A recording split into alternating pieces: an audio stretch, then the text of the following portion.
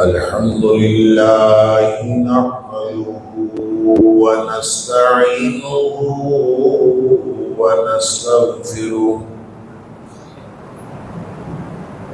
ونؤمن به ونتوكل عليه ونعوذ بالله من شرور أنفسنا ومن سيئات أعمالنا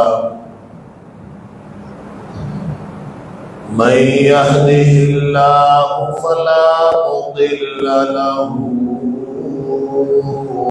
ومن يضلل فلا هادي له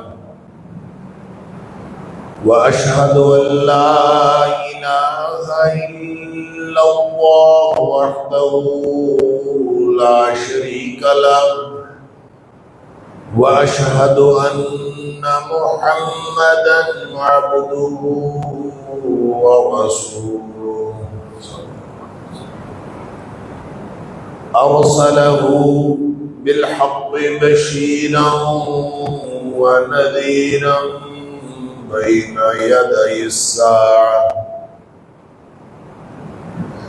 فمن يطع الله ورسوله فقد رشد واهتدى ومن يعص الله ورسوله فقد ضل وغوى فإنه لا يضر إلا نفسه ولا يضر الله شيئا نسأل الله ربنا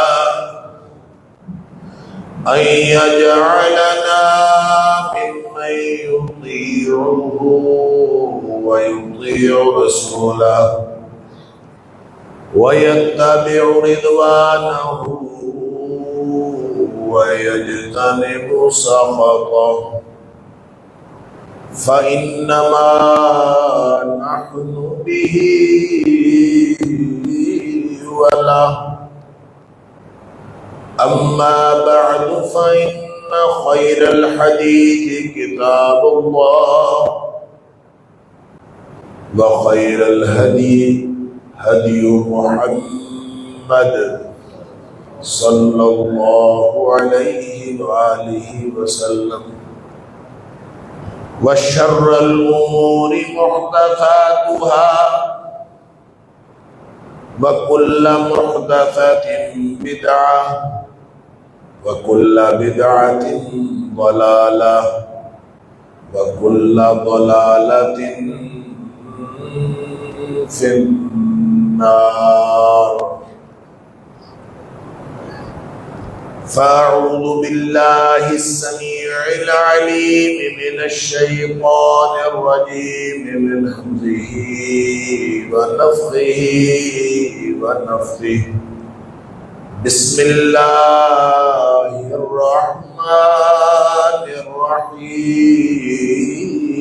الرحيم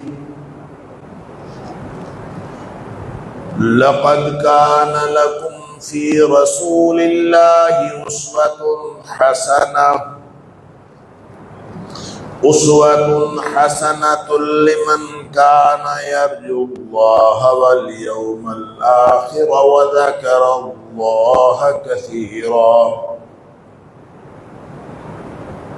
یقیناً نبی اکرم صلی اللہ علیہ وسلم کی حیات طیبہ میں تمہارے لیے بہترین نمونہ ہے ہر اس شخص کے لیے جو اللہ سے ملاقات کی توقع رکھتا ہو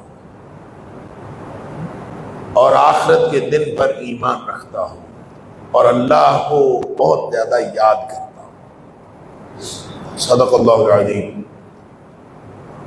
اللہ کریم نے جو دین ہمیں عطا فرمایا ہے وہ ہمیں اپنے نبی کریم صلی اللہ علیہ وسلم کے ذریعے سے عطا فرمایا ہے،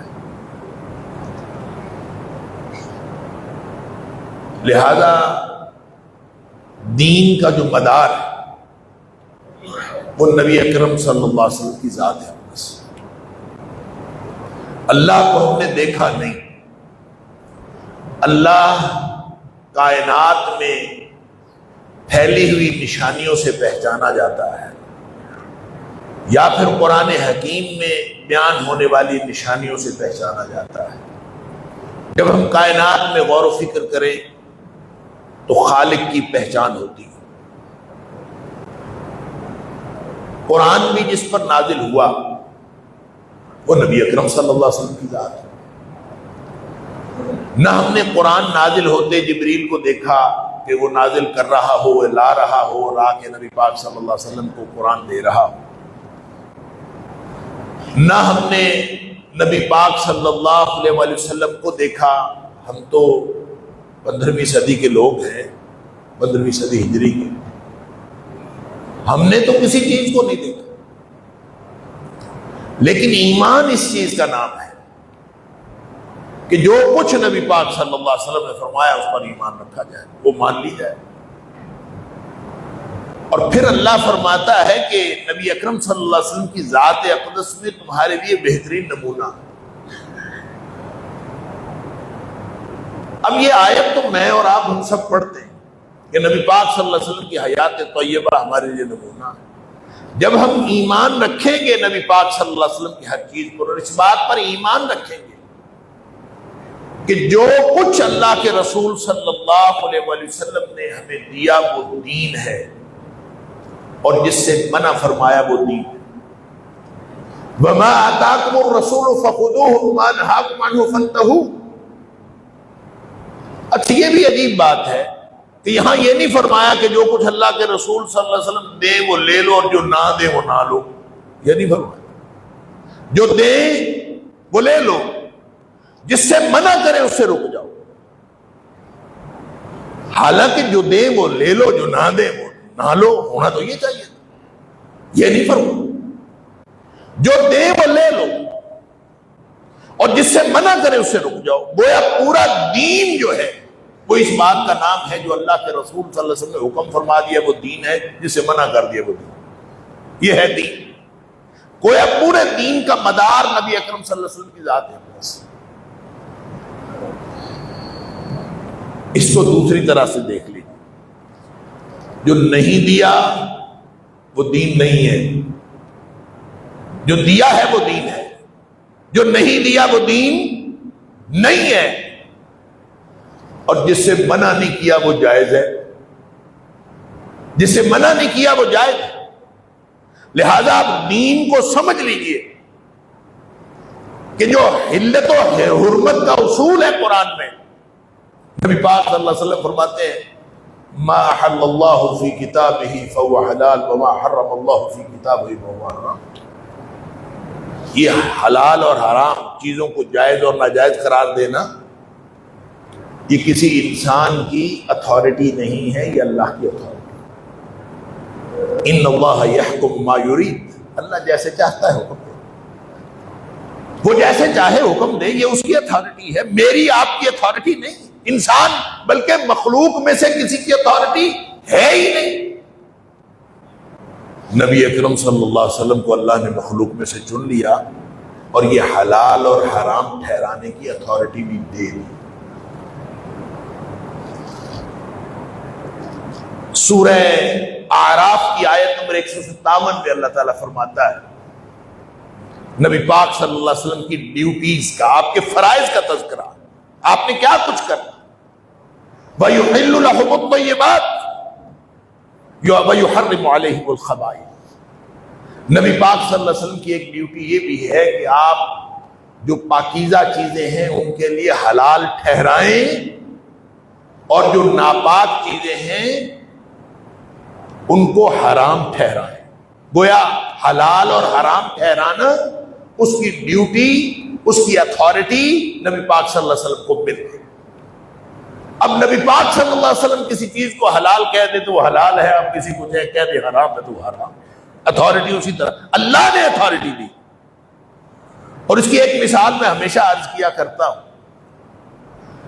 کہ اللہ نے قرآن میں فرمایا، سورہ بقرہ کی آیت نمبر 173، سورہ مائدہ کی آیت نمبر 3، سورہ نحل کی آیت نمبر 115، اور اسی طرح سورہ انعام کی آیت نمبر 146 میں اللہ کریم نے فرمایا کہ ہر قسم کا مردار حرام ہے اور ہر قسم کا خون حرام ہے۔ اللہ اکبر۔ حرمت علیکم المیتۃ والدم، ہر طرح کا خون، ہر طرح کا مردار حرام۔ نبی اکرم صلی اللہ علیہ وسلم نے فرمایا کہ احلت علیکم میتتان ودمان، دو مردار اور دو خون تمہارے اوپر حلال ہے۔ جب اللہ فرماتا ہے المیتہ اور الدم تو اس کا مطلب ہے ہر قسم کا خون حرام ہے اور ہر قسم کا مردار حرام ہے۔ اور نبی اکرم صلی اللہ علیہ وسلم جب یہ فرماتے ہیں کہ دو قسم کے خون حلال ہیں اور دو قسم کے مردار حلال ہیں، تو اس کا مطلب ہے کہ نبی کریم صلی اللہ علیہ وسلم کو یہ استثناء دینے کی اتھارٹی اللہ نے عطا فرمائی۔ وَيُحِلُّ لَهُمُ الطَّيِّبَاتِ وَيُحَرِّمُ عَلَيْهِمُ الْخَبَائِثَ، نبی پاک صلی اللہ علیہ وسلم کسی کو حلال قرار دے دیں، کسی کو حرام قرار دے۔ تو نبی پاک صلی اللہ علیہ وسلم نے فرمایا کہ دو خون، دو مردار، الحوت والجراد، مچھلی اور مکڑی، یہ دو حلال ہیں۔ مکڑی سے مراد پتے کھانے والی مکڑی، جو آج کل شاید ہمارے علاقے میں تو ناپید ہے، تو بعض علاقوں میں وہ ہے۔ نبی پاک صلی اللہ علیہ وسلم نے فرمایا وہ مکڑی جو ہے وہ ہزاروں لاکھوں کی تعداد میں آتی کسی ایریا میں اور سارے پتے، ساری فصلیں کھا جاتی۔ اس کو اگر آپ پکڑ لیں اور پکڑ کے آپ اس کو تڑپ تڑپ کر مرنے دیں، وہ بالکل مکڑی تو ہوتی ہے، اس کو پکڑ لیں تو وہ آہستہ آہستہ، آپ یوٹیوب پہ دیکھ لیں، آپ کو جراد کی جو ہے وہ ایسی ویڈیو کلپس مل جائیں گے، اور وہ عرب عام طور پہ عربوں کے ہاں موجود ہے، اور عرب اس کو پکڑتے ہیں، پکڑ کے اس کو تھیلے میں بند کر دیتے ہیں، تھوڑی دیر بعد وہ مر جاتی ہے اور پھر اس کو پکا لیا جاتا ہے، جائز حلال۔ حوت سے مراد مچھلی، کہ مچھلی کو ذبح کرنے کی ضرورت نہیں، آپ مچھلی کا مردار کھا سکتے، ہم سب کھاتے ہیں۔ اسی لیے میں ایک بات عرض کیا کرتا ہوں کہ جن کو صرف قرآن رہنمائی لگتا ہے، حدیث رہنمائی نہیں لگتی، جو قرآن اور حدیث کے اندر فرق کرتے ہیں، کہتے ہیں جو قرآن میں آیا وہ مانیں گے، حدیث کو نہیں مانیں۔ ان سے یہ پوچھ لو کہ مچھلی ذبح کر کے کھاتے ہو کہ بغیر ذبح کیے کھاتے ہو؟ اگر ذبح کر کے کھاتے ہو تو پھر تو ٹھیک، پھر تو واقعی تم حدیث کو نہیں مانتے، اور اگر مچھلی بغیر ذبح کیے تم کھا جاتے ہو تو اس کا مطلب ہے تم زبان حال سے حجیت حدیث کے قائل ہو، حدیث کی حجیت کے تم قائل ہو، کہ جیسے قرآن حجت ہے ایسے نبی پاک صلی اللہ علیہ وسلم کا فرمان حجت ہے۔ لہذا سمجھ لیجئے کہ جب مدار نبی پاک صلی اللہ علیہ وسلم پر ہے تو اب دو قسم کی حلت و حرمت ہے، دو قسم، جو میں نے عرض کیا وَمَا آتَاكُمُ الرَّسُولُ فَخُذُوهُ، جو اللہ کے رسول دیں وہ لے لو، آپ نے جو کچھ عطا فرمایا وہ سارے کا سارا دین عطا فرمایا، اب جو نہیں دیا وہ ہم نہیں کر سکتے۔ اس کا مطلب پتہ ہے کیا؟ اس کا مطلب یہ ہے ہر وہ چیز جس کا تعلق عبادات سے ہے، جس کا تعلق ثواب والی چیزوں سے ہے، ہر وہ چیز، وہ صرف وہ جائز ہے جس پر نبی پاک صلی اللہ علیہ وسلم نے حکم فرمایا، وَمَا آتَاكُمُ الرَّسُولُ، جو اللہ کے رسول صلی اللہ علیہ وسلم نے دیا۔ تو عبادات میں حلت و حرمت کا اصول یہ ہے کہ جو چیز نبی کریم صلی اللہ علیہ وسلم نے بیان نہیں فرمائی، آپ نے جو عطا نہیں فرمائی، وہ حرام اور ناجائز۔ مثال کے طور پر اگر کوئی شخص کہے کہ سجدے میں بڑی برکت ہے، سجدہ بڑی اچھی چیز ہے، سجدے کی بڑی برکتیں ہیں، لہذا میں آج کے بعد ایک رکعت میں 3 سجدے کیا کروں گا کیونکہ اس میں بڑی برکت ہے، تو اس کی نماز قبول ہوگی اس کو اس کا ثواب ملے گا؟ ثواب نہیں ملے گا، گناہ ملے گا. اس کو نماز کی بے حرمتی کا گناہ بھی ملے گا، اور اس کو ساتھ اس کی نماز قبول بھی نہیں ہوگی، ساتھ گناہ گار ہوگا، اس لیے کہ اس نے اللہ کے رسول صلی اللہ علیہ وسلم کی دی ہوئی نماز صلو کما رأیتمونی اصلی، اس طرح نماز پڑھو جس طرح مجھے نماز پڑھتا دیکھتے ہو، اس نے اس کی خلاف ورزی کی ہے. عبادات میں ہمیں بالکل من وعن وہی کرنا پڑے گا جو نبی پاک صلی اللہ علیہ وسلم نے عطا فرمایا. عبادات میں ہم اضافہ نہیں کر سکتے. اور نبی کریم صلی اللہ علیہ وسلم نے فرمایا اللہ اکبر، آپ نے فرمایا کہ من احدث فی امرنا ھذا ما لیس منہ، کسی نے اگر ایک چیز کا بھی اضافہ کیا جو اس میں پہلے نہیں تھا، دین کے اندر اضافہ، فہو رد، وہ ریجیکٹڈ ہے. من عمل عملا، کسی نے ایک بھی عمل کیا ثواب سمجھ کے، عبادت سمجھ کے، عقیدت کے ساتھ، محبت کے ساتھ، عبادت اور ثواب کی نیت سے کیا، لیس علیہ امرنا، اس کے اوپر ہمارا حکم کوئی نہیں تھا، ہم نے دیا ہی کوئی نہیں. اور میں اس کا ترجمہ یہ کرتا ہوں لیس علیہ امرنا، کہ اس پر مدینے والے کی مہر نہیں ہے. لیس علیہ امرنا، ہماری مہر ہی کوئی نہیں اس کے اوپر. اگر کوئی ایسا کام کسی نے ایک بھی کیا فہو رد، وہ ریجیکٹڈ ہے، وہ قبول نہیں ہوگا اللہ کے ہاں. اللہ اکبر. یہ عبادات کا معاملہ ہے. اور جہاں تک معاملات اور اشیاء کی بات ہے، وہ اس کا تعلق ہے وما نہاکم عنہ فانتہوا. یہ دوسری قسم ہے. جو آپ کے ذاتی معاملات ہیں، معاشرتی معاملات ہیں، آپس کی چیزیں ہیں، ضرورت کی چیزیں ہیں، کس کو استعمال کرنا ہے کس کو استعمال نہیں کرنا، اس میں صرف وہ چیزیں حرام ہیں جس سے نبی کریم صلی اللہ علیہ وسلم منع فرمایا. جس سے منع کیا اس سے رک جاؤ. لہذا عبادات کی قسم میں سے کوئی ایک بھی کام کوئی شخص نیا کرے تو وہ یہ بہانہ نہیں بنا سکتا کہ منع کہاں آیا ہے. وہ یہ نہیں کہہ سکتا کہ بتاؤ دکھاؤ منع کہاں آیا. جس چیز کا کتاب و سنت میں حکم نہیں ہے وہ اپنی اصل کے اعتبار سے منع، اس کی اصل حقیقت منع ہے. لہذا اس کو منع دکھانے کی ضرورت نہیں. جس نے کرنا ہے اس کو حکم دکھانے کی ضرورت ہے. جس نے کرنا ہے وہ حکم دکھائے. اگر حکم نہیں ہے وَمَا آتَاكُمُ الرَّسُولُ فَخُذُوهُ، جو نبی پاک صلی اللہ علیہ وسلم دیا ہے وہ دین ہے، وہ لے لو.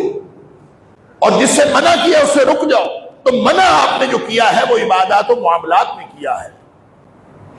عبادات کا تو اصول ہی ٹھیک ہے، سیدھا سیدھا اصول. لہذا پوری نبی پاک صلی اللہ علیہ وسلم کی حیات طیبہ کچھ دینے اور کچھ منع کرنے پر مشتمل ہے. جو چیز جس چیز کا نبی پاک صلی اللہ علیہ وسلم نے حکم دیا وہ کر لو، جس سے روکا منع کیا اس سے رک جاؤ. یہ پورا دین. البتہ جو معاشرتی معاملات ہیں، ہمارے جو پہننے اوڑھنے کے معاملات ہیں، ہمارے جو دسترخوان کے معاملات ہیں، ہمارے جو کھانے پینے کی چیزیں ہیں، ہماری جو ضرورت کی چیزیں ہیں، ان کے بارے میں اصول یہ ہے کہ ہر چیز جائز ہے سوائے ان چیزوں کو جس کے بارے میں نبی پاک صلی اللہ علیہ وسلم منع کر دیا. باقی ہر چیز جائز، اپنی اصل کے اعتبار سے جائز.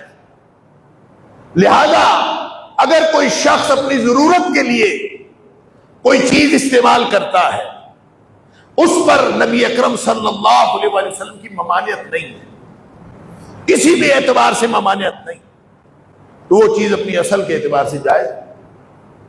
لہذا دیکھ لیجئے دنیا میں جتنی بھی چیزیں ہیں، آپ کی جو ذاتی استعمال کی چیزیں ہیں، آپ کا جو طرز زندگی بلند ہو گیا، ظاہر ہے نبی پاک صلی اللہ علیہ وسلم کی حیات طیبہ میں تو لوگوں کا طرز زندگی یہ نہیں تھا جو آج ہے.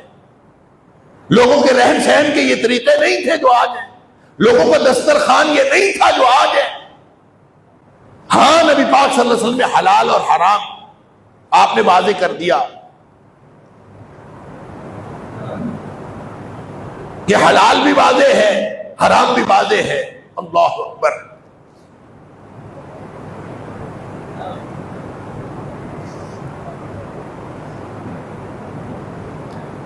نبی اکرم صلی اللہ علیہ وسلم نے فرمایا ان الحلال بین وان الحرام بین. حلال بھی واضح ہے، حکم ہو گیا، اللہ نے بتا دیا حلال چیزیں واضح ہیں. وان الحرام بین، حرام بھی واضح. گویا نبی کریم صلی اللہ علیہ وسلم نے واضح طور پر ساری چیزیں بتا دی. وبینہما مشتبہات، کچھ چیزیں ہیں جس میں شک پڑتا ہے. مشتبہات بینہما، حلال اور حرام کے درمیان بھی بہت ساری چیزیں ہیں جو انسان کو سمجھ نہیں آتی کہ پتہ نہیں یہ ٹھیک ہے، پتہ نہیں یہ غلط ہے، اس کے بارے میں حکم بھی کوئی نہیں ہے، تو پھر کیا کریں اس کے بارے میں؟ اللہ اکبر. اس کے بارے میں کیا کرنا ہے یہ بھی نبی کریم صلی اللہ علیہ وسلم نے فرما دیا. آپ نے فرمایا من وقع فی الشبہات فقد وقع فی الحرام. جو یہ مشتبہ چیزوں میں پڑ گیا کہ چلو واضح حرام تو نہیں ہے نا، خیر ہے، مشتبہ چیزوں میں سے کسی چیز میں پڑ گیا فقد وقع فی الحرام، وہ ایسے جیسے حرام میں پڑ گیا. اللہ اکبر. اور جو شخص اس درمیان والی چیزوں سے بھی بچ گیا، گرے ایریا سے بھی بچ گیا، مشتبہ چیزوں سے بھی بچ گیا. ایک تو حدیث ہے نبی پاک صلی اللہ علیہ وسلم دع ما یریبک الی ما لا یریبک. ہر وہ چیز چھوڑ دیں جو شک میں مبتلا کر دیں، وہ کام کریں جس پر دل ٹھکتا ہے، جس پر اطمینان قلب ہوتا ہے، وہ کام کریں. بعض اوقات سچویشنل چیزیں ہوتی ہیں، سچویشنل چیزیں، آدمی کی پرسنل کوئی سچویشن ہوتی ہے، اس کے اوپر اب جو فتویٰ ہے وہ تو سیدھا سیدھا فتویٰ ہے، یہ حلال ہے یہ حرام. لیکن آدمی کی پرسنل سچویشن ہوتی ہے، آدمی اس میں مشکوک ہوتا ہے، پتہ نہیں ایسے کر لو، پتہ نہیں ایسے کر لو. حلال حرام کا فتویٰ اس کے اوپر ایگزیکٹلی لاگو نہیں ہو رہا ہوتا، آدمی شک میں پڑ جاتا ہے، متردد ہوتا ہے میں کیا کروں.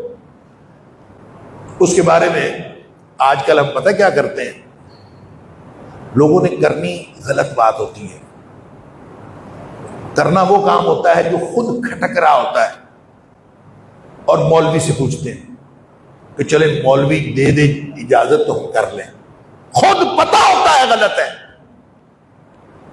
مولوی سے پوچھتے ہیں کہ یہ کوئی عالم دین اس پر فتویٰ دے دے تاکہ ہم اس کے فتوے کی وجہ سے کر لیں. نبی پاک صلی اللہ علیہ وسلم فرمایا کرتے تھے استفت قلبک. ایسی باتوں میں، سچویشنل امور میں آپ فرمایا کرتے تھے اپنے دل سے پوچھو. حلال حرام کا تمہیں پتہ ہے، اب اپنے دل سے پوچھو. جو چیز ذرا بھی کھٹکا پیدا کرے نا، الاثم ما حاک فی صدرک، جو ذرا بھی دل کے اندر کھٹکا پیدا کرے، پتہ نہیں ہر حال یہ کھٹکا پیدا ہوتا ہے تو عالم دین سے پوچھتے ہیں نا. کھٹکا نہ ہو تو کوئی نہ پوچھے. ابھی رات کو کسی بچے کا فون آیا کہ میں یوں کرنا چاہتا ہوں، میں اس طرح کے کاغذ بنانا چاہتا ہوں، میں اس طرح کے کاغذ بنا کے دینا چاہتا ہوں، میں پھر یہ کرنا چاہتا ہوں، پھر میں اس کے بعد یہ کرنا چاہتا ہوں، بتائیں جائز ہے کہ نہیں جائز. میں نے اس کو یہی جواب دیا کہ نبی پاک صلی اللہ علیہ وسلم اس موقع پر یہ فرمایا کرتے تھے استفت قلبک، اپنے دل سے پوچھو. الاثم ما حاک فی صدرک، جو چیز تیرے دل میں کھٹکا پیدا کرتی ہے وہ نیکی نہیں ہے، وہ گناہ ہے. تمہیں خود پتا ہے گناہ ہے، تیرا دل کھٹکا پیدا کر کے گناہ کا اعتراف کر چکا، پھر بھی تم کسی عالم دین سے فتویٰ لے کے تمہارا خیال ہے کہیں سے فتویٰ مل جائے کر دو. فتویٰ بندہ پوچھتا ہی اس وقت ہے جس دل میں کھٹکا ہوتا. اطمینان ہو تو پھر کون پوچھتا. اور نیکی یہ ہے کہ جس کے اوپر دل مطمئن ہو جائے، پتہ ہو کہ یہ غلط نہیں ہے. اللہ، یہ ہے وہ نیکی اور گناہ کا تصور جو نبی پاک صلی اللہ علیہ وسلم سے ہمیں ملا. اور پھر سن لیجئے نبی پاک صلی اللہ علیہ وسلم کی حیات طیبہ آج سے 1450 سال یا 1500 سال پہلے آپ کی رہنمائی 1450 سال پہلے کی رہنمائی، 1500 سال بعد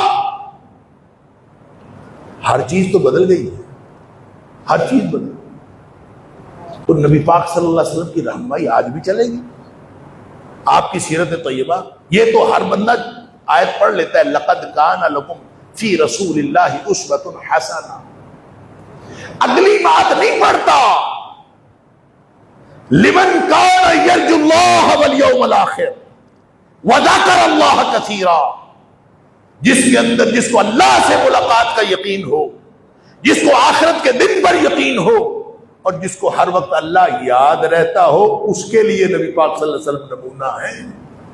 وہ ہر وقت سوچے گا کہ کوئی بات نبی کریم صلی اللہ علیہ وسلم کی سنت کے خلاف نہ ہو جائے، کوئی بات نبی پاک صلی اللہ علیہ وسلم کے فرمان کے خلاف نہ ہو جائے، کوئی چیز غلط نہ ہو جائے۔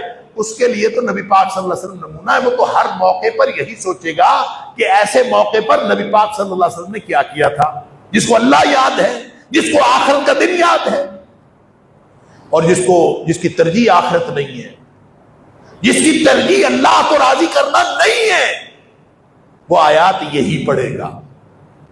لیکن کام وہ کرے گا جس کا نبی پاک صلی اللہ علیہ وسلم کی حیات طیبہ کے ساتھ کوئی تعلق ہی نہیں۔ نبی پاک صلی اللہ علیہ وسلم کی حیات طیبہ کیا، صحابہ کرام کی زندگیوں کے ساتھ بھی کوئی تعلق نہیں۔ آیت یہی ہے، لقد کان لکم فی رسول اللہ اسوۃ۔ پھر وہ کہتے ہیں جی نبی پاک صلی اللہ علیہ وسلم نے، اچھا لوگوں نے ایک اور بڑا، اللہ تعالیٰ معاف فرمائے، چند جملے ایسے ہیں جو دین کے نام پر بولے جاتے ہیں، اور وہ بڑے ہی، میں کیا کہوں، میرے زبان پہ بہت سخت لفظ آ رہا ہے، وہ بڑے برے یا غلط فکرے ہیں، میں کم از کم یہ کہہ سکتا ہوں۔ مثلاً، اور یہ علماء کی طرف سے، افسوس کی بات یہ ہے کہ علماء کی طرف سے، مثلاً ایک فقرہ آپ نے بہت سنا ہوگا کہ اپنا مسلک چھوڑو نہ، کسی کے مسلک کو چھیڑو نہ، اپنا مسلک چھوڑو نہ، کسی کے مسلک کو چھیڑو نہ۔ آپ اندازہ کریں اگر یہ اصول نبی کریم صلی اللہ علیہ وسلم نے اپنایا ہوتا تو پھر دین تو نہیں تھا پھیلتا۔ نبی پاک صلی اللہ علیہ وسلم کو تو انہوں نے یہی کہا تھا کہ تم ہمارے بتوں کو کچھ نہ کہو، ہم تیرے خدا کو کچھ نہیں کہتے، ہم باہمی طور پر پرامن بقائے باہمی کا معاہدہ کیے دیتے ہیں، یہی تو کہا۔ تم ہماری غلط باتوں کو غلط نہ کہو، ہم تیری صحیح باتوں کے اوپر کچھ نہیں کہتے، تیری باتیں جیسی بھی ہیں ہم اس کے اوپر کوئی تنقید نہیں کرتے، تم اپنا مسلک پہ عمل کرو، ہم اپنے مسلک پہ عمل کرتے ہیں، اپنا مسلک چھوڑو نہ، کسی کے مسلک کو چھیڑو نہ۔ انا للہ و انا الیہ۔ اسی طرح ایک فقرہ ہے کہ دین کے احکام محدود ہیں، دین کے احکام محدود ہیں اور ہمارے مسائل لامحدود ہیں۔ دین کے احکام محدود ہیں، ہمارے مسائل لامحدود ہیں، لہذا وہ جو محدود احکام ہیں ان کو لامحدود مسائل کے ساتھ ہم آہنگ کرنے کے لیے پھر کچھ چیزیں جو ہیں اخذ تو کرنی پڑے۔ لامحدود مسائل کو ان محدود نصوص سے اخذ کرنے کے لیے پھر کچھ تشریحات تو کرنی پڑے گی، کچھ کام تو کرنا پڑے گا۔ لیکن جب میں اور آپ یہ جو کرنا پڑے گا یا نہیں کرنا پڑے گا اس کو چھوڑیے، کیا کرنا پڑے گا اس کی آگے تفصیل ہے، کیا کیا اس کی بھی تفصیل۔ میں صرف اس فقرے میں بات کرتا ہوں کہ جب میں اور آپ یہ سمجھ لیں اور یہ عقیدہ رکھ لیں کہ دین کے احکام محدود ہیں، تو دین کے احکام یا نصوص تو وہ ہیں جو کتاب و سنت، جو اللہ کا حکم ہے، جو نبی پاک صلی اللہ علیہ وسلم کا حکم۔ گویا نبی کریم صلی اللہ علیہ وسلم کا جس کو قرآن کہتا ہے لقد کان لکم فی رسول اللہ اسوۃ حسنہ، نبی اکرم صلی اللہ علیہ وسلم کی حیات طیبہ میں تمہارے لیے بہترین نمونہ ہے، تو آئیڈیل اور نمونہ تو وہ ہوتا ہے جو کامل ہو۔ وگرنہ جو کامل نہ ہو وہ نمونہ نہیں ہوتا، آئیڈیل وہ ہوتا ہے جو کامل ہوتا ہے۔ تو اگر ہم کہیں کہ دین کے احکام محدود ہیں اور مسائل لامحدود ہیں، تو اس کا مطلب یہ ہوگا کہ ہمارے دین کے احکام جس طرح سے ہیں وہ ہمارے لامحدود مسائل حل کرنے کی صلاحیت نہیں رکھتے۔ اس کے لیے ہمیں کچھ کرنا پڑے گا۔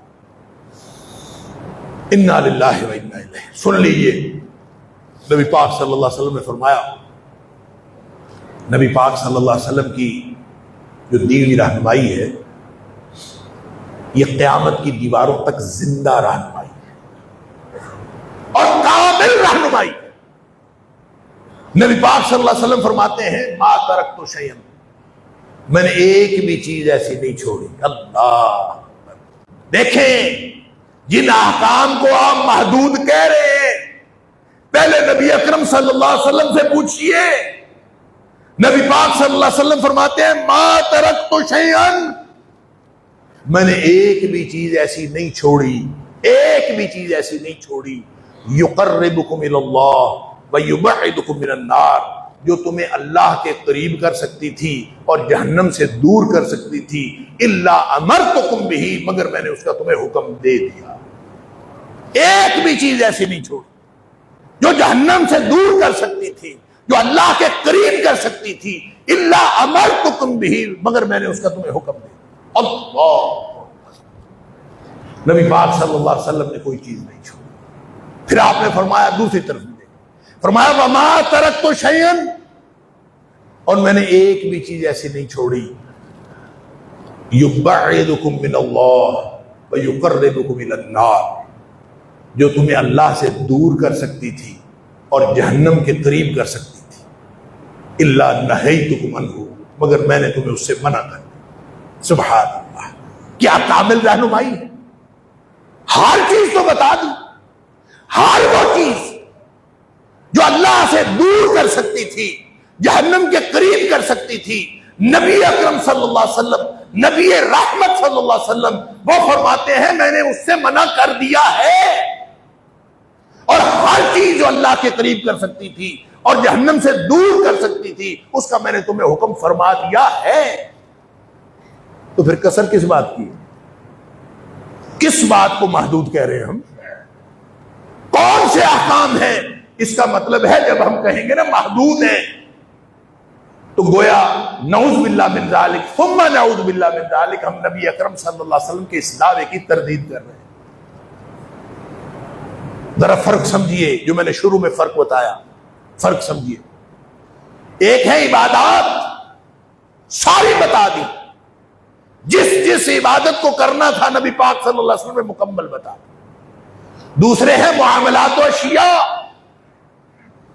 ریل گاڑی اس دور میں نہیں تھی، کار نہیں تھی، موٹر سائیکل نہیں تھی، ہوائی جہاز نہیں تھا، یہ جن قالینوں کے اوپر ہم بیٹھے ہیں وہ نہیں تھے، جس طرح کے کپڑے ہم نے پہنے ہیں یہ نہیں تھے، جس طرح کے لاؤڈ سپیکر میں بات کر رہے ہیں یہ نہیں تھے، ریڈیو نہیں تھا، ٹیلی ویژن نہیں تھا، سوشل میڈیا نہیں تھا، کچھ بھی نہیں تھا۔ تو پھر نبی کریم صلی اللہ علیہ وسلم نے ان چیزوں سے منع تو کوئی نہیں فرمایا، نہیں منع فرمایا نا۔ اس کا مطلب کیا ہے؟ اس کا مطلب یہ ہے، اس کا مطلب یہ نہیں ہے کہ نبی پاک صلی اللہ علیہ وسلم کی ہدایت اور رہنمائی میں کمی ہے۔ ہرگز کوئی کمی نہیں ہے۔ ہوائی جہاز پہ بیٹھنا اگر گناہ ہوتا، اگر یہ اللہ کے سے دور کرنے کا باعث ہوتا، اگر یہ جہنم کے قریب کرنے کا باعث ہوتا، تو اللہ کے رسول صلی اللہ علیہ وسلم یقیناً منع فرما دیتے۔ گویا ہوائی جہاز پہ بیٹھنا منع نہیں ہے، جس مقصد کے تحت بیٹھنا ہے اسی کے کھاتے میں شمار ہوگا۔ کوئی گناہ کے لیے بیٹھا ہے تو ہوائی جہاز پہ بیٹھنا گناہ ہوگا۔ کوئی حج کرنے جا رہا ہے یا عمرہ کرنے جا رہا ہے، ہوائی جہاز پہ بیٹھنا ثواب ہوگا۔ جس مقصد کے لیے بیٹھے گا وہ ٹھیک ہوگا۔ علی ھذا القیاس، ساری وہ چیزیں جو معاشرتی ہیں، ہر چیز جائز ہے، جب تک نبی پاک صلی اللہ علیہ وسلم سے منع کا حکم نہ آئے۔ مثال کے طور پر ہم سوشل میڈیا یوز کرتے ہیں، سمجھ لیجئے، اور یہ حدیث آپ نے پہلے بھی سنی ہوئی ہے، میں صرف ایک حدیث عرض کر کے اپنی بات مکمل کرتا ہوں۔ نبی پاک صلی اللہ علیہ وسلم نے یہ سوشل میڈیا جائز ہے کہ ناجائز ہے نا بات؟ یہ جو ایک ایک لمحہ ہے اس کا ہم نے حساب دینا ہے۔ نبی پاک صلی اللہ علیہ وسلم نے فرمایا مومن جو ہے وہ اس کے اسلام کی خوبی یہ ہے ترکہ ما لا یعنیہ، وہ فضول کام کبھی نہیں کرتا۔ اگر ہم بیٹھ کے سوشل میڈیا کے اوپر بیٹھ کے وقت ضائع کر رہے ہیں سکرولنگ کر کر کے، یہ مومن کا کام نہیں ہے، نبی پاک صلی اللہ علیہ وسلم منع فرما دیا۔ اگر ہم اس کے اوپر کوئی نیکی کا کام کر رہے ہیں، کوئی دین پھیلا رہے ہیں اور کوئی پازیٹیو کام کر رہے ہیں تو وہ جائز ہے۔ اور پھر قرآن نے کہا کہ وَإِذَا مَرُّوا بِاللَّغْوِ مَرُّوا كِرَامًا، مومن ایسے نہیں ہوتے کہ فضول کاموں کے اندر وقت ضائع کرے، وہ تو اس کو چھوڑ کے نکل جاتے۔ حدیث سن لیجئے، نبی پاک صلی اللہ علیہ وسلم نے فرمایا، اور یہ آپ نے سنی ہوئی ہے، حضرت ثوبان رضی اللہ عنہ، نبی کریم صلی اللہ علیہ وسلم نے فرمایا میں اپنی امت کے ایسے لوگوں کو جانتا ہوں، لَأَعْلَمَنَّ اقوام من امتی، میں اپنی امت کے ان لوگوں کو جانتا ہوں، یاتون باعمال کامثال جبال تہامۃ بینا، جب وہ آئیں گے قیامت والے دن تو تہامہ کے سفید پہاڑوں جتنے اعمال لے کے آئیں گے اللہ کے پاس، اتنے بڑے بڑے اعمال، نماز، روزہ، حج، زکات، صدقہ، خیرات، خدمت خلق، تہجد، ہر چیز، پہاڑوں جتنے اعمال، فَيَجْعَلُهَا اللَّهُ هَبَاءً مَنْثُورًا، اللہ ان سارے اعمال کو گرد و غبار بنا کے اڑا دے گا۔ اللہ اکبر۔ ثوبان رضی اللہ تعالیٰ ڈر گئے، صحابہ کرام ڈر گئے، اللہ کے رسول صلی اللہ علیہ وسلم ان کی کوئی نشانی بتا دیجئے تاکہ ہم ان جیسے نہ ہو، ہمیں پتہ ہی نہیں ہے وہ کون لوگ ہیں، تاکہ ہم ان میں سے نہ ہو۔ نبی پاک صلی اللہ علیہ وسلم فرمایا تمہارے جیسے ہیں، تمہاری جیسی شکلیں ہیں، تمہارے جیسے بظاہر اعمال ہیں، لیکن وہ کرتے کیا ہیں؟ اذا خلوا بمحارم اللہ انتہکوها، جب تنہائی میں ہوتے ہیں تو اللہ کی حرمتوں کو پامال کرتے ہیں۔ اور میں اکثر یہ بات جب بھی حدیث عرض کرتا ہوں، میں ساتھ ہی بات ضرور عرض کرتا ہوں کہ اس حدیث کا مطلب صحابہ کرام نے کیا سمجھا ہوگا؟ اس دور میں اگر کوئی شخص اپنے کمرے میں تنہا کنڈی لگا کے بیٹھا ہو تو وہ اللہ کی حرمتوں کو کیا پامال کرے گا؟